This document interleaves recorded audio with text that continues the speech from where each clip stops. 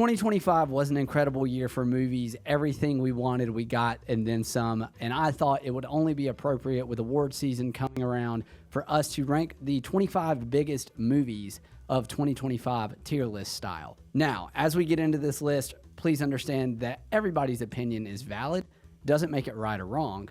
And that goes for me as well. So if you differ from my opinions, let me know in the comments. But whatever you do, please be nice. Okay, 28 days later. We're going to put this one in a real good time at the movies. Ralph Fiennes' performance is incredible, and for a franchise that's just continuing to roll on and be one of the greatest around right now, in a world driven by IP slop, it does exactly what it needs to do to keep you hooked. It's one of those movies that's deeply philosophical and also just a fun time of watching zombies get mutilated. So what else could you ask for? I really don't know what to do with this. Part of me wants to say, why did we make this? Part of me says an all-timer. I think we're going to put it right here in the middle of one view will do. It is not the most amazing cinematic achievement. However, it is not as bad as people think that it is. I think that the memery of it and the internet culture kind of turn it into something that's kind of sloppy. I love Jared Hess and I love the movies that he makes. I've never seen a bad movie from him. Then again, I've never seen that movie about the unicorn. But Napoleon Dynamite, amazing. Nacho Libre, amazing. And this does the exact same thing. You know, it reaches its demographic. It's speaking to the young people. And even if you had to hear Chicken Jockey, you can't deny that it was a moment nonetheless. So for me, it's a one view will do. Not the greatest movie of all time, but definitely one that we will remember. Let's talk about Avatar: Fire and Ash. I understand the cinematic achievement of it all. I understand the beauty on screen, but we don't need another 3.5 hours of Avatar people running around. It's essentially the same film as the second one, but just with fire rather than water. So for me, we're going to put it in not doing it for me. Bring Her Back is one of those films that I didn't necessarily love, but I won't stop thinking about it. I'm going to put it in one view will do for me. I thought that it really started out strong. The performances were pretty great. It had some really creepy moments that were genuinely scary and terrifying, but as the film gets to the end, it kind of just falls apart. Had the movie ended better, I would have put it in a real good time with the movies, but for now, one view will do. It's one that I'll remember, but definitely won't go back to anytime soon. When I saw that Begonia was getting some love at the Oscars, specifically in Best Picture, it made me really happy. I thought this movie was incredible. I can't necessarily say that it's a jaw dropper. It's pretty close, but we're gonna put it in all-timer. I think it's one of those movies that after award season finishes, we're gonna go back and watch it, and it may not necessarily win anything, but it will be a movie that people remember and will want to go back and revisit multiple times years and years from now. Jesse Plemons' performance is amazing. Emma Stone is amazing. Cool storytelling, weird, crazy. Every time you think something's going to happen, something different happens. Very close to being a jaw dropper, but because of its lack of cultural resonance, at least in the moment, we're going to put it in an all-timer. Companion is a film that I saw early in 2025, and so it really hasn't stuck with me. I remember the basic premise of it, but it's a good one that I would put right here in the one view will do. Not anything too crazy. It's exactly kind of what you would expect from a AI robot gone rogue kind of story. But it's a lot of fun. Though it's not what I would call a real good time at the movies, it would be one that you can watch once and be cool with. F1 is the definition of a popcorn movie, and it does exactly what it needs to do, which is to be a real good time at the movies. I thought Brad Pitt's performance was incredible. I'm not into F1 racing whatsoever. Formula One racing is something that's never been on my radar, but this movie kind of made me like it and want to get into it. Just like in Top Gun, Maverick, and those kind of movies, big, loud sequences. I wish I would have seen this one in IMAX, but it is a true, real good time at the movies, one that you can rewatch multiple times, that has a lot of good themes to explore about aging and the passing of time and how we mentor other people and all that kind of good stuff. Just a real good, solid movie, a good time at the movies for sure. I thought, with the exception of the new Captain America movie, that 2025 was the return to form, or at least a new form for Marvel filmmaking. I thought the MCU is back on track, and I thought Fantastic Four does exactly what it needs to do to give us what we want from a superhero movie, which is a real good time. So I'm putting it in a real good time at the movies. The thing I loved about this movie more than anything was the production design, that like retro nostalgic but also futuristic vibe was so cool. One of the coolest uses of production design and just overall aesthetics in a film that I've seen in a long time. The story's not great, but for what we want to get from a Marvel movie based on what we've had in the past few years, I thought this was a step in the right direction and definitely a movie that I will watch multiple times. I know it's crazy to say, but I've never seen a Final Destination movie until this. Final Destination Bloodlines does exactly what you think it does, which is keeping a franchise that has been long-standing alive by creating new ways to torture and kill people in the most absurd ways possible. I saw somebody mention this as a Rube Goldberg machine, but gnarly and depraved, and I thought that was the best way to put it. I won't remember much from this movie other than the kills, which I think is the point, but I think one viewing of it will do. If you saw it in theaters, it's probably a better time than if you saw it, on streaming or something like that. But it does what it needs to do. One view is going to do you fine. Frankenstein. I do not get the hype. I've never been a big Guillermo del Toro fan. There's a couple of movies that kind of hit with me. Something about his style just doesn't do it for me. And this movie drags on. There was only about 20 minutes of it that I felt was worth my while. Jacob Elordi is the bright, shining spot. But other than that, there's really nothing to write home about. Don't understand the hype. Not really getting why it's getting all the critical love that it's getting. Would have much rather seen some other movies like Weapons in the conversation for Best Picture this year. But nonetheless, just not doing it for me. Hamnet's one of those movies that's going to stick with you for a long time. And for that, I'm putting it in all-timer. It's one of these films that is slow and quiet and contemplative on purpose. It deals with themes of grief and loss and art and how those things mix and mash together to create something beautiful. One of those movies that you will really think about a long time after the credits roll, even though it may take it a minute to hit you in the moment. It's a lingering film with a lot of good content within it. I wouldn't be surprised if this wins Best Picture. It seems like a critical darling kind of Oscars Best Picture pick. I don't think that it will, but I would not be mad if it did. I really don't know what to do with How to Train Your Dragon. I've never seen the animated one all the way through. I'm just going to put it in Why Do We Make This? I don't understand the hype right now. I understand that it makes money, and maybe that's the point. But it just makes me angry to see films where the original release has come out less than 10 years ago, and here we are again making a real-life remake of the animated version just to grab some cash for IP's sake. I can't do it. It's got to go in Why Did We Make This? The film itself is not terrible, but the sentiment behind why we made this film is what drops it so low for me. I saw Jurassic World Rebirth in theaters this summer. I thought it was a great time at the movies. I want to put this in a real good time at the movies for that reason. I know that people have qualms and concerns with Jurassic World, and we may be coming to the end of a run that probably should have ended a long time ago, but I enjoyed it. If you like watching people get ripped apart by dinosaurs, then it's exactly what you'd expect. I might even put it, let's change that. Let's put it in One View Will Do, because it does the job of continuing to keep the franchise alive, but it doesn't do anything spectacular. Scarlett Johansson is forgettable in this. It's your summer blockbuster dinosaur ripping people to shreds cookie cutter film. What else can you say?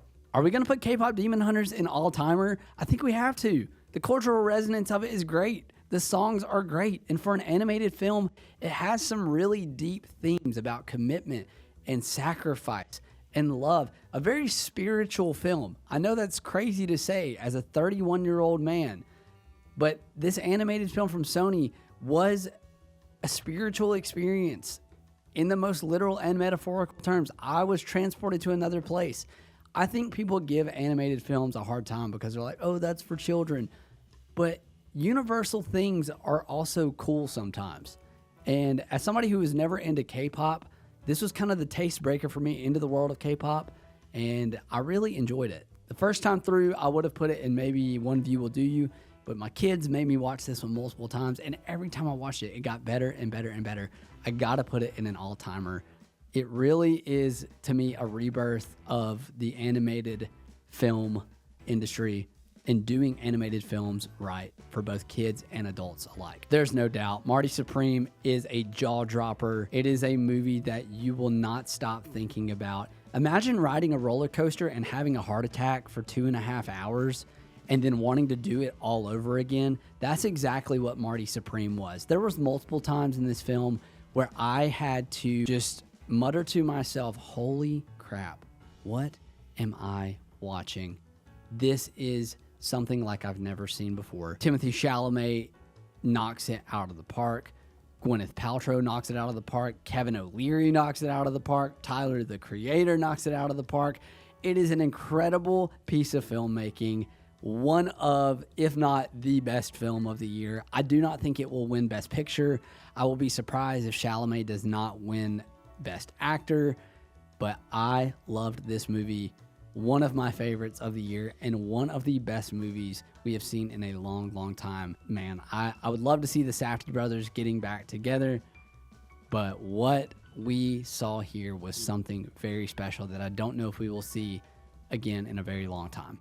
The Materialists. I had a lot of hype going in for this film when I heard about it just because of the star power that it had and the writer and director of the film. But it's just not doing it for me. The whole film just feels like it's lacking some kind of substance or energy. The acting performances are barely getting by.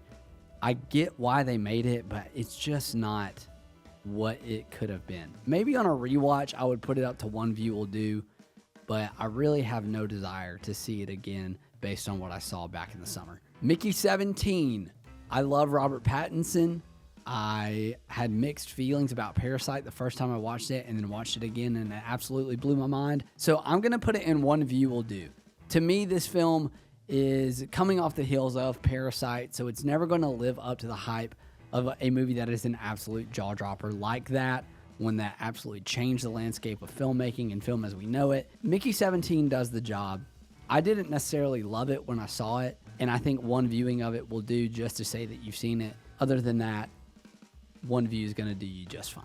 One battle after another. Most people would put this in jaw dropper. I've got to put it in all timer. I don't understand what it is about most of PTA's films, but something about them I just can't connect with. I think this movie is great. I think it's a great piece of filmmaking, but when I was done with it, I didn't have that jaw on the floor, oh my gosh, what did I just witness?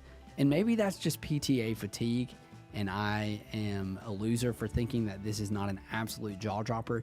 It's a really good film. It will probably win Best Picture. Leo is right up there with one of his greatest performances. There's just something about the PTA energy that I can't get with, but there's no denying that this film is absolutely incredible and one of the all-time films that we've seen in a while. When you make a movie that both normal people and auteurs can both enjoy, you know you've done something right. Sinners is a jaw-dropper. Multiple sequences in this where I just wanted to scream at the screen and stand up and walk out because of how amazed I was at how technically savvy it was and also emotionally compelling. It's fun, it's thought-provoking, it's historical, it's beautiful, it's terrifying. Everything that you want in a movie, Sinners delivers. I hope that it wins Best Picture. I hope that Michael B. Jordan gets his flowers in some way or another because the acting performances across the board, and especially his, are incredible. This is a movie that we will be talking about for a very, very long time. As somebody who watches films that change things for me personally, it's one of those movies I could not stop thinking about. It's between this and Marty Supreme as my two favorite movies of the year, but absolutely a stunning piece of filmmaking.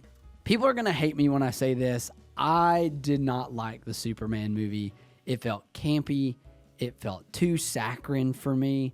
And maybe that's because I'm just not a Superman guy, but something about the Superman movie just felt off. The whole point of the movie talks about, you know, kindness is the new punk rock. And then it takes that sentiment and just beats you over the head with it. I did not enjoy it. I probably will not rewatch it again. Maybe I should, and maybe I'm wrong, but for now, it's going and just not doing it for me. Thunderbolts may be the most artistically savvy MCU film that we've ever had or will ever have. It's something that feels equally like a superhero movie and an A24 indie drama. I was absolutely amazed at what I got out of a movie about ex-villains trying to turn good. I thought it was a lot of fun. I love Florence Pugh. I love David Harbour. Everybody in this film does their job well.